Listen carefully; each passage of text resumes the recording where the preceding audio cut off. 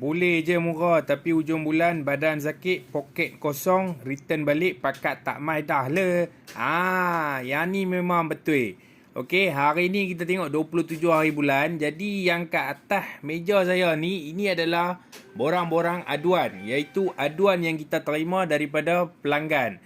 Kalau sekadar kita ambil kos yang cukup-cukup makan tekak saja, bila ada aduan macam ni, kita macam mana nak attend? So, semua ni ada aduan masing-masing. Yang mana kita attend, kita selesaikan. Lepas tu kita close lah kan aduan dia. So, macam yang ni memang untuk bulan ni kita ada berapa kes? 1, 2, 3, 4, 5, 6. Macam yang ni yang latest yang kemarin. Yang ni ada kes indoor dia ada bocok. Kita dah buat warranty claim. So, tengoklah macam mana kan.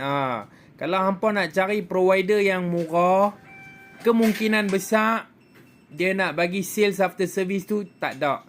Jadi harga bukan segala-galanya lah. Hampa tengoklah yang mana hampa rasa bila hampa ada masalah dia nak datang balik. Sebab semua orang boleh buat servis, semua orang boleh kata boleh datang. Tapi bila ada masalah, mereka boleh datang balik tak? Macam bulan ni ada 6 kes lah. Jangan pula kata, hampa ada 6 kes, teruk lah hampa.